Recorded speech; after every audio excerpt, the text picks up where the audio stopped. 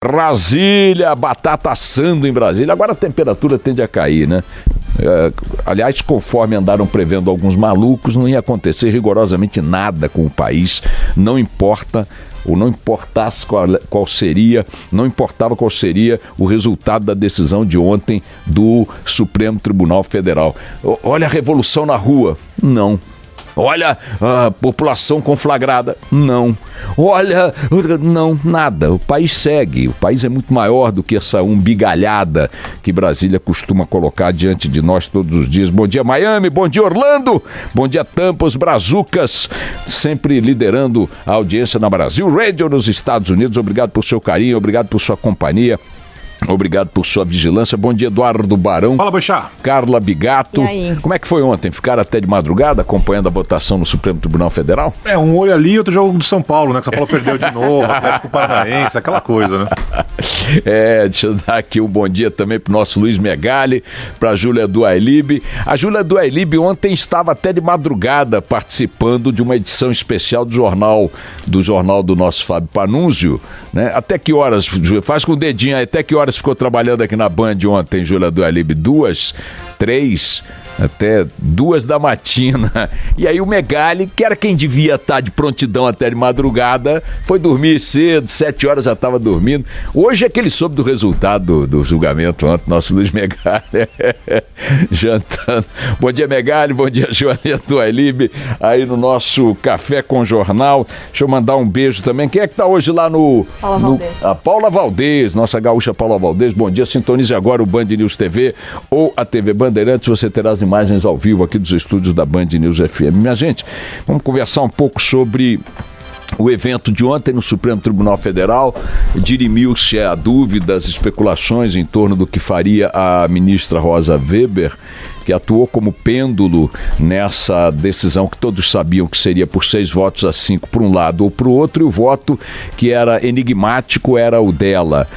Como votaria a ministra Rosa Weber? Ontem a nossa Mônica Bergamo, que daqui a pouco estará conosco novamente, dizia, olha, não dá para prever, ela é muito fechada, ela fala pouco até com os próprios ministros da corte, ela tem poucos contatos assim, publicamente não fala, com jornalistas não fala, e eu ainda brinquei, eu disse, ela é um modelo ideal de ministro de Corte Suprema. E a Mônica disse, não, claro, o jornalista gosta de ministro de autoridade que fala, mas o fato é que a ministra Rosa Weber ontem, no seu voto, acabou confirmando quem considerava mais possível que ela, embora com posições pessoais contrárias ao cumprimento da pena antes de todos os recursos julgados, ela seguiria o entendimento presente do colegiado, e esse entendimento presente é o de 2016, que manda cumprir a pena a partir da condenação em segunda instância. Foi este o entendimento que ela aplicou.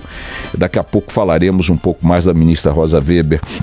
Eu não queria ficar olhando para o julgamento de ontem, porque acho que isso aí está bastante coberto, contemplado pelos comentários, análises, pela cobertura e pela própria atenção que certamente cada um de nossos ouvintes deu a esse assunto ontem. Em vez de olhar para trás, ontem eu quero olhar para frente.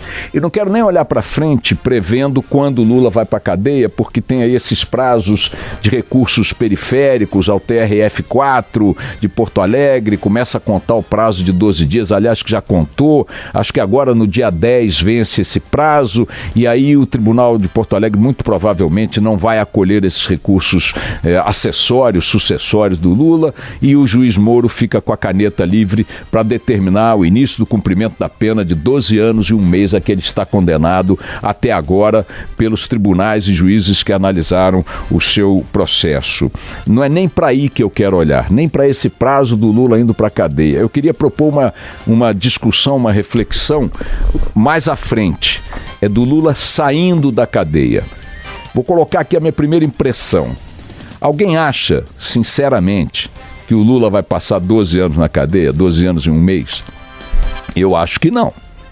ou vai merecer uma anistia de um futuro presidente, ou vai ter aí um outro efeito qualquer no campo jurídico e tal. Não creio que estejamos vendo a entrada de Lula pela porta de um presídio do qual sairá com 90 anos daqui a 12 anos, ou sei lá com quantos anos daqui a 12 anos. Não consigo enxergar esse horizonte.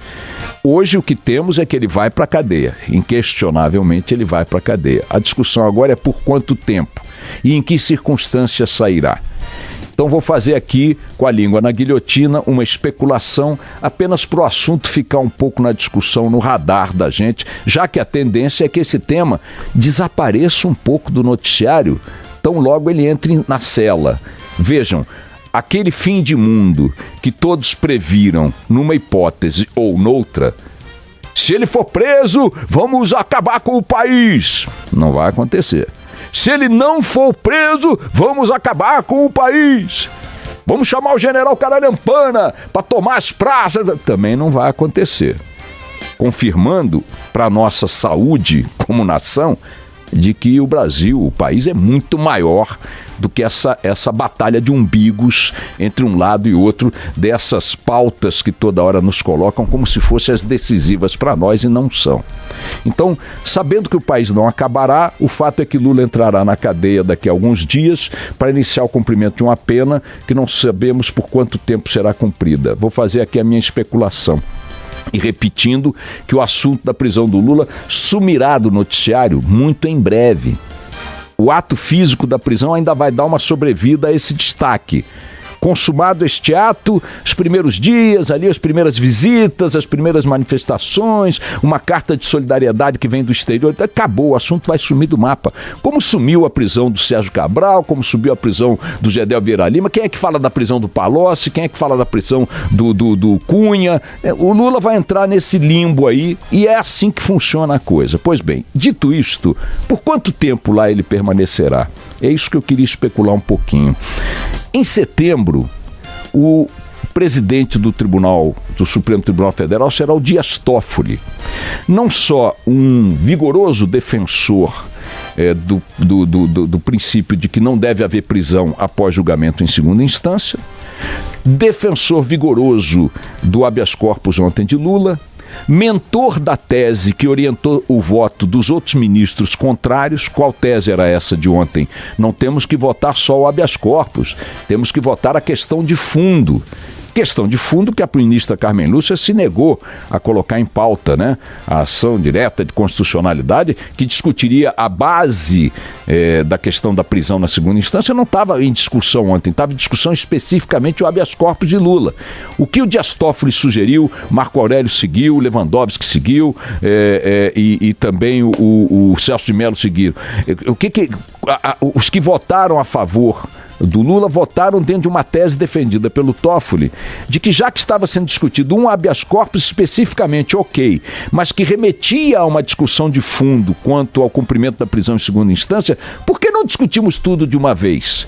E prevaleceu a maioria de que tinha que se discutir só o habeas corpus. Mas o fato é que o mentor desta tese, vigoroso defensor do habeas corpus, e detalhe, ex-advogado do PT, será o presidente do Supremo Tribunal Federal a partir de setembro.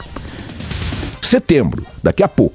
Portanto, é absolutamente previsível que, se não a própria Carmen Lúcia, já liberada dos grilhões da ideia de que estaria submetendo a pauta do Supremo a um caso individual do Lula, se não a própria Carmen Lúcia pautando agora a discussão de fundo, isso vai ser feito inevitavelmente pelo senhor Dias Toffoli.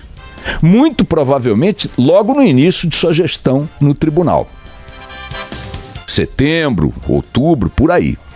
E quando esta decisão voltar ao tribunal, esta discussão voltar ao tribunal para uma eventual revisão da questão de fundo, da ação direta de constitucionalidade, qual seja, a Constituição garante que um condenado possa permanecer em liberdade até o esgotamento de todos os recursos em todas as instâncias? Essa é a discussão.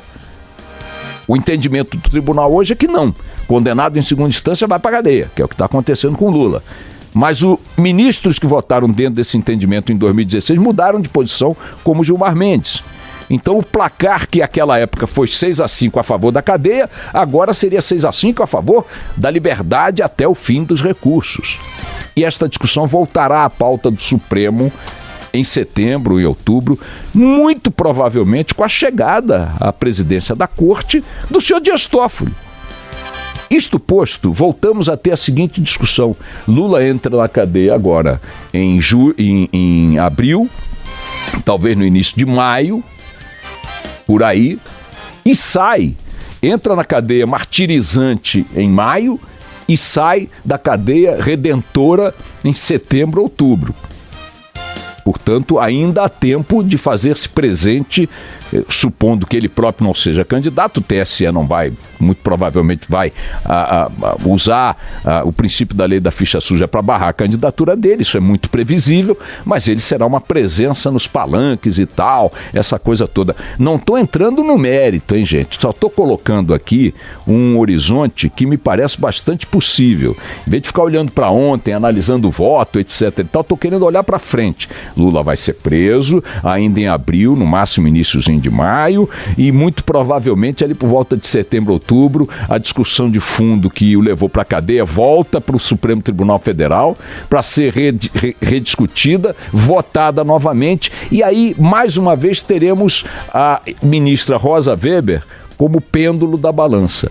Nas manifestações de voto ontem, ficou muito claro que, independentemente da análise do habeas corpus, que era o fato pontual, quem votou contra o habeas corpus entende que a prisão em segunda instância tem que permanecer. E nós tivemos 5 votos categóricos nessa direção. Quem votou contra o habeas corpus. Quem votou a favor do habeas corpus também afirmou categoricamente que a presunção de inocência tem que prevalecer. Então nós temos um plenário que tem 5 votos bastante claros no sentido de que a prisão em segunda instância tem que continuar, e 5 votos muito claros no sentido de que a prisão em segunda instância não pode prevalecer, porque tem que deixar que o réu, o condenado, recorra até a última instância. E tem um voto que ficou no campo ali meio dúbio. Esse voto continua sendo o da ministra Rosa Weber, que foi o pêndulo de ontem que desequilibrou a favor da prisão do Lula a decisão do plenário. Eu queria colocar 2 trechos rapidamente aqui da ministra Rosa Weber, para vocês verem que ela indica já como votará em setembro ou em outubro, quando o assunto voltará à pauta na gestão de Dias Toffoli. Põe aí a primeira declaração dela, vamos lá. Não tenho como reputar ilegal, abusivo ou teratológico acórdão que, forte nesta compreensão do próprio Supremo Tribunal, rejeita a ordem de habeas corpus, independentemente da minha posição pessoal quanto ao tema de fundo e devidamente ressalvado o meu ponto de vista a respeito. Ou seja, não tenho como negar, como conceder o habeas corpus ali, porque a compreensão presente do tribunal é de que tem que cumprir pena em segunda instância. Mas quero deixar claro o seguinte: isso é independente da minha posição quanto à questão de fundo. Ela deixou bem claro que a questão de fundo, quando for discutida, a posição dela é contrária ao cumprimento da pena em segunda instância. Em segundo lugar, ela tem outra declaração que ajuda a identificar essa clara tendência do próximo voto da ministra. A relação do tribunal com o precedente se dá em permanente tensão entre estabilidade e continuidade de um lado e os imperativos da adequação, da evolução e do aperfeiçoamento do direito de outro. Sem deixar de apresentar consistência, o sistema deve reter flexibilidade suficiente para o seu desenvolvimento ao acomodar espaço para mudança e evolução. Ou seja, o que ela está dizendo? Tem uma decisão aí, que é a de 2016, mas que é o precedente, é o que está valendo. Mas a vida do tribunal é tensão. E essa tensão é para propiciar a evolução, a flexibilização, a flexibilidade. Vai mudar. Está lá desse jeito, mas eu não sou contra a ideia de que mude. Então, primeiro ela diz que é contra o princípio do cumprimento da pena em segunda instância, ela é contra, independentemente da minha posição, nego o habeas corpus, independentemente da minha posição quanto à questão de fundo, ela deixou bem claro.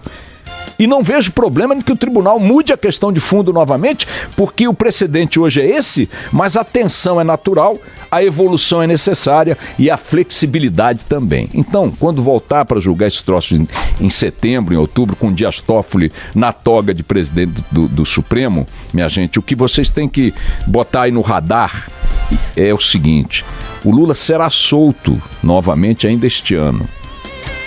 E aí vocês vão dizer, eu não estou soltando o Lula, tá? Também não sou eu que estou prendendo.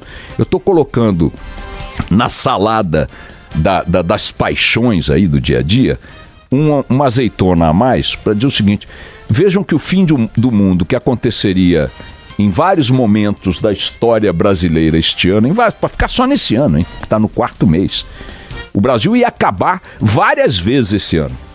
Se não fizer isso vai acontecer aquilo. Eu disse, não vai acabar, o Brasil é maior, segura a onda, foca o que interessa é a eleição que vem em outubro. Para onde nós vamos? Como é que nós vamos votar? Vamos mudar esse Congresso vagabundo? Vamos prestar atenção na eleição de senador, de deputado, de governador, de Assembleia Legislativa? Já que o elenco de candidatos à presidência ainda está muito indefinido, o que está definido, enfim, se vocês acharem que está bom também, não tenho nada com isso, mas vamos focar naquilo que é de fato um marco histórico. Qual é o marco histórico que nós temos diante de nós? É a eleição.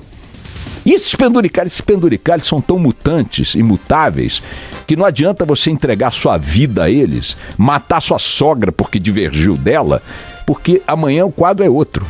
O Lula vai estar solto em função da revisão dessa ação direta de constitucionalidade que a Carmen Lúcia não quis pautar, o Dias Toffoli pautará e a Rosa Weber, desta vez, como sinalizou ontem, votará contra o cumprimento da prisão em segunda instância antes de esgotados todos os recursos às instâncias superiores. Isto que se temia que aconteceria agora, tirando essa prisão em segunda instância das mãos da Lava Jato, da Justiça, e favorecendo os condenados de corrupção, isso vai voltar para o plenário e vai ser aprovado. Pela firmeza dos votos ontem, dos 5 que concederam habeas corpus, ou que tentaram conceder habeas corpus, e pela clareza da posição da ministra Rosa Weber, favorável a esse grupo, mas que na circunstância de ontem negou o habeas corpus. Agora, mais uma coisinha que eu queria deixar, enquanto este novo horizonte não se consolida, com Lula saído redentoramente nos braços de seus aliados de dentro da cadeia em setembro, outubro, ou qualquer coisa que o valha, ou talvez um pouco depois da eleição, não sei exatamente quando, acho até que pode ser antes, mas pode ser depois. O fato é que ele sairá da cadeia esse ano, por conta da revisão que o Supremo vai fazer. É importante dizer o seguinte: já que ontem mandaram o Lula para a cadeia, fica também a seguinte pergunta: e o resto? E o resto da rapaziada? Quando é que vai? Quando é que vai aumentar o contingente de ladravazes da República dentro das mesmas celas da justiça brasileira? Então temos 2 quadros. Até quando o Lula fica em cana? E em estando em cana, abre-se a porteira para perguntar: e os outros? E os demais? E os Aécios, os Loures, né, os G10, os Jucás, os Collors, os Sarnez e a rapaziada toda que está aí navegando livre, leve e solta, né? Abriu a porteira, minha gente, vamos lá.